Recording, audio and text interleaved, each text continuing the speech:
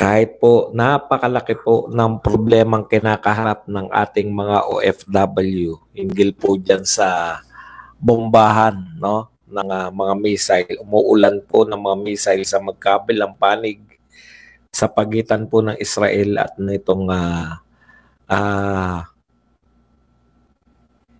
Iran, no. Nagawa pa rin po ni President Bongbong Marcos na tumulak papunta ng Japan para dumalo po sa tinatawag nating World Expo, no?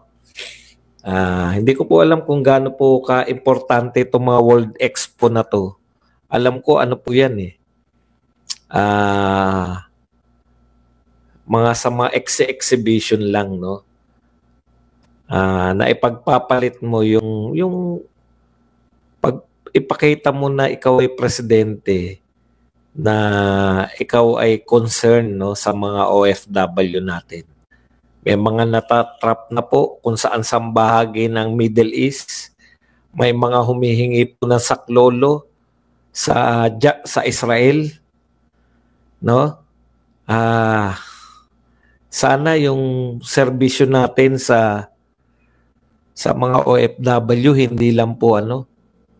hindi lang po simpleng sasalitaan lang, no? Kasi pinupuri natin bagong bayani. Tapos sa totoo lang po yung OFW na lang po talaga yung nagbumubuhay ng ekonomiya natin, no? Yung nagpapasok po ng mga dolyarez sa atin. Okay. Kaya nakakasama po ng loob, no? Wala naman siyang malinaw na tagubilin. Yung hinihintay natin yung mga very decisive na merong sasalo sa kanila, merong takbuhan. Ang linaw po kasi nung sa totoo lang, napakalinaw po. Ibang ba po talaga si Tatay Digong. Nakita nga natin, nilalaanan po talaga ng budget yung repatriation ng mga OFW. Mabuti na lang talaga hindi siya yung pangulo natin nung panahon ng pandemya kasi bilyon-bilyon po yung ginastos ng ating gobyerno para po sa mga OFW ng pandemic. Wala na silang trabaho, sarado lahat eh. Napauwi po ang milyong Pilipino ni Tatay Digong. Ito po, daan pa lang, wala pang libo. Daan pa lang po yung humihingi ng tulong para sila makauwi. Okay. Parami po ng parami yung mga spokes. Hindi po nakakalinaw yung mga spokes eh.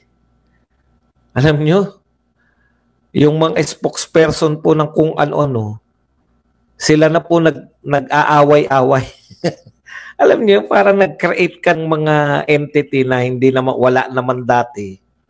Tapos ngayon nag-aaway-away, nakakagulo dito sa gulo ng impormasyon. Sa bagay, yan naman ang gusto nila. Ang gusto kasi nila yung halo-halong impormasyon. Salita sila ng salita na ayaw nila ng fake news. Salita sila ng salita, ibig nyo sabihin, yung mga spokesperson na yan, walang nagpe-fake news dyan. Iba-iba yung sinasabi. Sinong tama ngayon dyan? Yun ba talaga purpose ng gobyernong ito, manggulo sa mga utak ng mga tao, guluhin? Panay atake. Yung AI na pinagkakalat nila, pati yung AI sinisiraan na fake news, na fake daw yung pag-AI daw, gumamit ng AI, fake na. Lahat po ng buong mundo gumagamit ng AI. Sa Pilipinas lang po nagsasabi na ang AI ay fake news, peke. Pag AI ang ginamit, peke. Wala na tayong magagawa. Balik tayo. buong mundo gumagamit ng AI. Kaya uma-advance na mga technology sa mga bansa nila dahil AI na po talaga. Dito sa atin, gusto yata bumalik tayo sa talagang yung mano-mano. Alam niyo po, wala po tayong nahihita tuwing si BBM ay pumupunta sa ibang bansa. Matagal na po natin yan. Yung mga sinasabi niyan, una siyang pumupunta sa ibang bansa, to attract foreign investments. Meron po bang foreign investors na napunta rito? Wala. Di po ba? Hindi naman literal na wala. Ang ibig ko sabihin,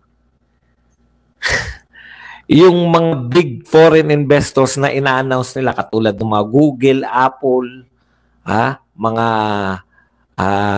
Microsoft, hindi po nagpunta rito.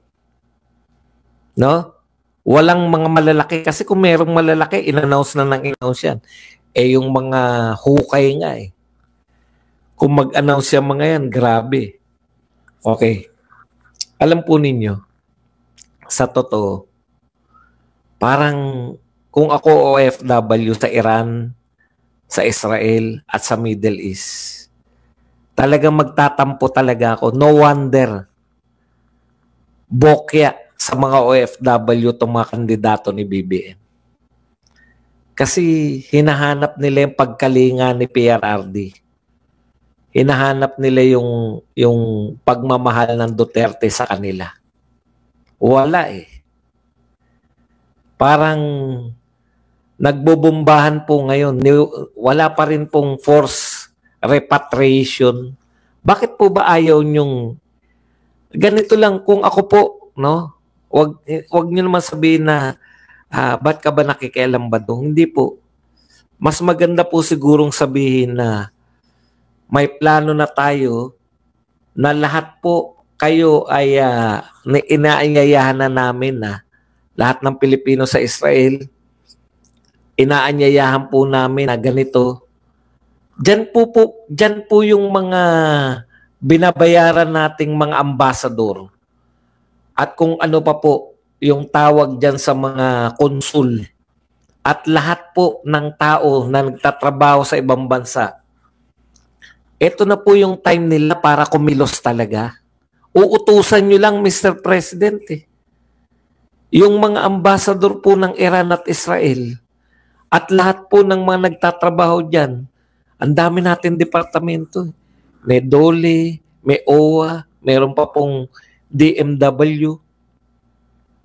Makikipag-ugnayan po sila, makikipag-deal po sila sa mga gobyerno ng mga bansang to, patatakasin lang po namin yung mga OFW.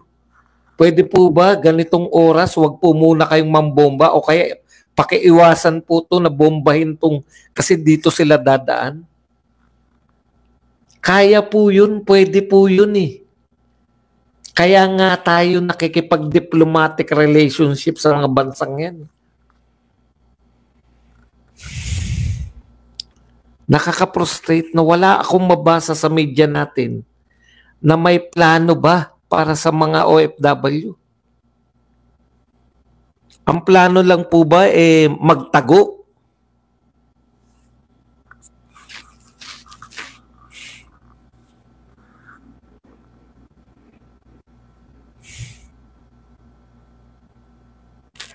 Tapos wala rin tayong naririnig, maglabas kayo ng pondo para lahat ng uuwi, bibigyan nyo ng 80,000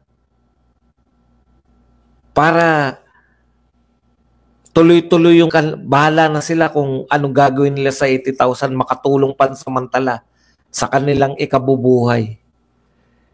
Pag-releasin, may narinig ba kayo na maglabas ng budget para sa mga uuwing nagtatrabaho sa Israel at Iran o sa Middle East? Kasi pang-attract din yun Alam niyo, iniisip nila habang nagbobombahan, gusto na siguro, yung 150, meron na pong bilang 150. Ano na pong balita sa kanila? Media. Nasaan yung mga media natin? Ano nang balita doon sa mga humihingi na sila'y pauwiin, yung 150 na OFW sa Israel. Ano na po balita sa kanila? Diyan po dapat magagamit kayo. Hindi yung mga balitang panay anti-Duterte ang mga pinagsabi nyo. Para napapanatag po yung mga lahat ng OFW sa buong mundo. Wala tayong alam. Nakatutok ako sa balita, wala akong makita. Ang mga pinag-uusapan kung ano yung sinabi na spokesperson na ganyan. Parang kaya nagpaparamihan ng spokesperson para meron ibalita yung media. Yun ba yun? May spokesperson si BBM. May spokesperson yung kung House of Representatives. Iba pa yung spokesperson ng impeachment court, iba pa yung prosecutors. Iba-iba po sinasabi na lahat sila. Iba-iba yung mga pinagsasabi ng bawat spokesperson. Ang gulo-gulo na. Kayo media, nasaan na yung mga balita nyo? Ano na po yung nangyayari doon sa 150? Arnold Clavio, yung AI, masyado kang concerned. Wala ka ba malang sasabihin sa mga naiipit na OFW?